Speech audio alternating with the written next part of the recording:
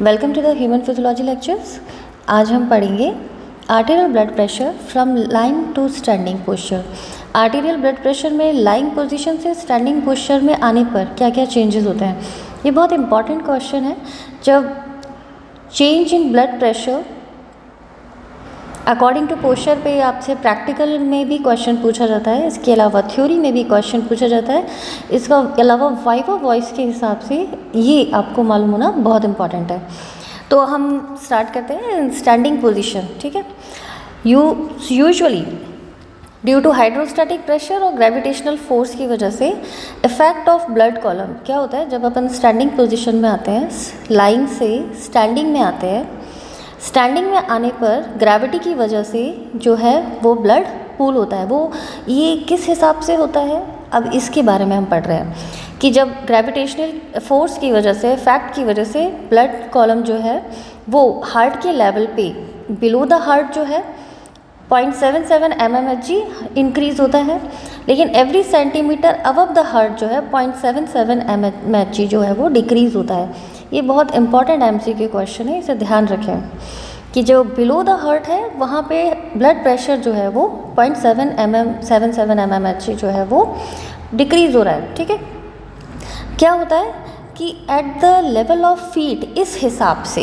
ये एक मैकेनिज्म है, बॉडी की फिजियोलॉजिकल मैकेनिज्म है, इसके हिसाब से जो फीट है उस पर यानी 100 सेंटीमीटर बिलो द हार्ट जो बीपी है इंक्रीज़ हो जाता है अप्रॉक्सीमेटली 80 mmHg।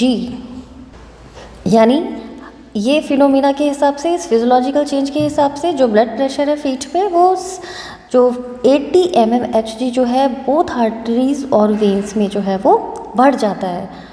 तो लाइंग से स्टैंडिंग में एक इम्पॉर्टेंट चेंज तो ये आता है। ठीक है, इंक्रीज इंट्राल्यूमिनल प्रेशर।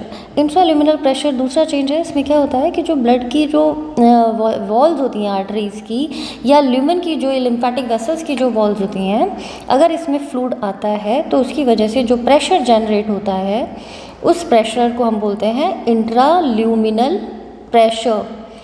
अगर आपसे पूछते हैं कि इंट्राल्यूमिनल प्रेशर क्या होता है, तो जो फ्लूइड है ब्लड वेसल्स में या फिर लिम्फेटिक वेसल्स में जो फ्लूइड है तो उसकी वजह से जो प्रेशर जनरेट होता है इंट्राल्यूमिनल प्रेशर बोलते हैं, तो ये इंक्रीज़ हो जाता है। और सबसे इम्पॉर्टेंट बात है कि जब लाइंग पोजीशन से आप स्टैंडिंग पोजीशन में इमीडिएटली खड़े होते हैं तो मेनली इफेक्ट होता है थिन वॉल्ड वेन्स पे, बड़ी या थिक वॉल्ड आर्टरीज पे इसका इफेक्ट नहीं होता, जिसकी वजह से वेन्स गॉट डिस्टेंडेड, यानी वेन्स के अंदर ब्लड की मात्रा जो है वो ज़्यादा आ जाती है, वो डिस्टेंड हो जाती है। ठीक है, इसमें ब्लड जो है वो ज़्यादा आ जाता है due to the effect of gravity, increase intraluminal pressure, this cause accommodate more blood, this condition is known as venous pooling. Okay, आपसे कई बार क्वेश्चन पूछ लिए जाते हैं व्हाट इज़ वीनस पूलिंग।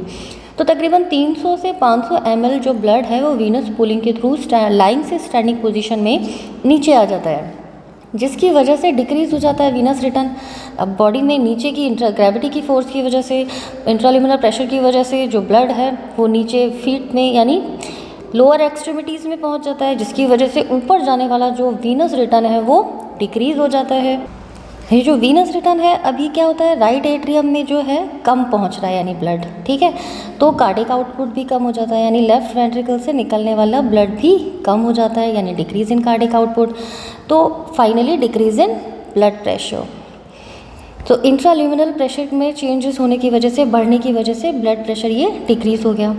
ठीक है, अब जब ब्लड प्रेशर डिक्रीज़ हो जाता है यानी decrease in pressure in carotid sinus and aortic arch, जिसे हम बोलते हैं baroreceptors, with in seconds trigger हो जाते हैं कंपनसेटरी मैकेनिज्म के लिए।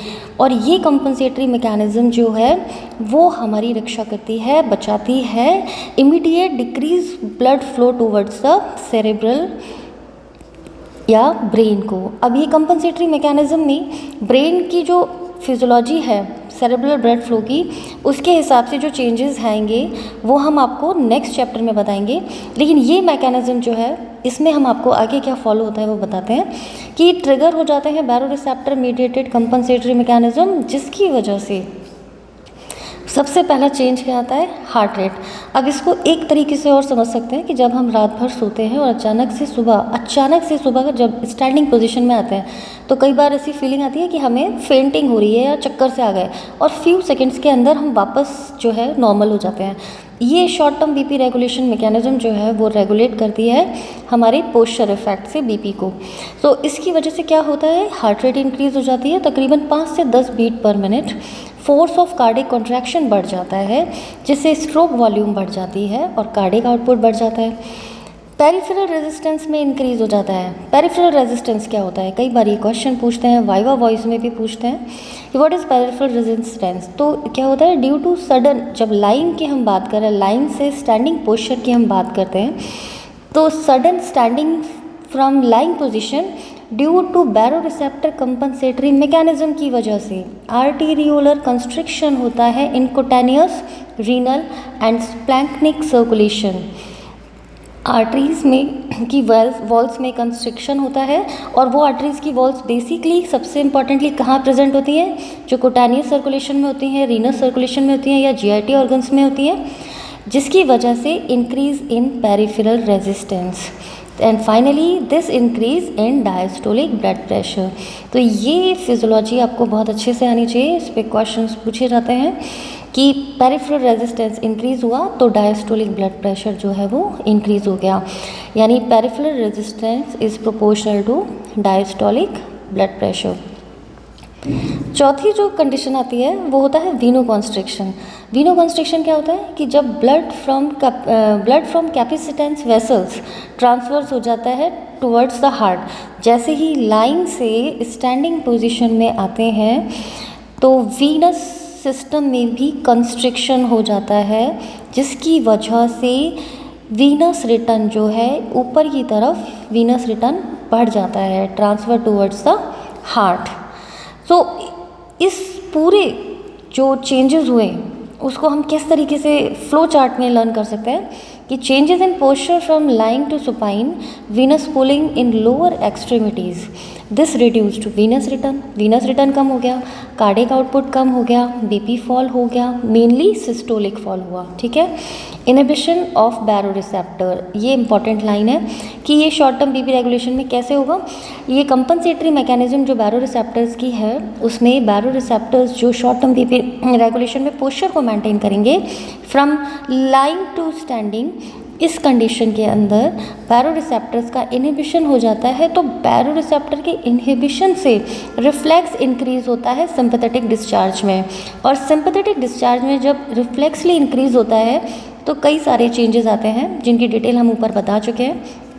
Increase in heart rate, increase in force of cardiac contraction, veno constriction and arteriolar constriction. ठीक है, अब ये जो 3 चीज़ें हैं, यानी heart rate, force of contraction और वीनो कॉन्ट्रैक्शन, तो फोर्स ऑफ कॉन्ट्रैक्शन और हार्ट रेट की वजह से कार्डिक आउटपुट इंक्रीज़ हो गया। वीनो कॉन्स्ट्रिक्शन जो हुआ उसकी वजह से वीनस रिटर्न इंक्रीज़ हुआ, जिसकी वजह से कार्डिक आउटपुट इंक्रीज़ हुआ, और आर्टीरियोलर कंस्ट्रिक्शन जो हुआ उसकी वजह से पेरिफेरल रेजिस्टेंस इंक्रीज़ हुआ, जिसकी वजह से डायस्टोलिक बीपी इंक्रीज़ हुआ। तो जब कार्डिक आउटपुट इंक्रीज़ हुआ तो इंक्रीज़ हुआ सिस्टोलिक ब्लड प्रेशर, जब पेरिफेरल रेजिस्टेंस इंक्रीज़ हुआ तो इंक्रीज़ हुआ diastolic blood pressure, finally got increase in blood pressure. तो ये जो चेंजेस हैं कि क्या कहते हैं, सिस्टोलिक बीपी कैसे बढ़ा या डायस्टोलिक बीपी कैसे बढ़ा, तो अगर आप इस चीज़ को समझ पाएँ और इनकी जो डिटेल है ऊपर कि ये ऐसा क्यों हुआ, ये जो हमने आगे ऊपर मेंशन की हुई है, ये ऐसा इस वजह से हुआ, तो आप इससे रिलेटेड सारे क्वेश्चंस के आंसर्स दे पाएंगे। तो आई होप पोस्चर इफेक्ट में लाइंग से स्टैंडिंग पोजीशन में बीपी में क्या चेंजेस आते हैं सिस्टोलिक और डायस्टोलिक में, ये आप समझ पाए होंगे। इसी तरीके के और लेक्चर्स को सुनने के लिए please like and subscribe my channel. Thank you, wish you all the best, good luck to you.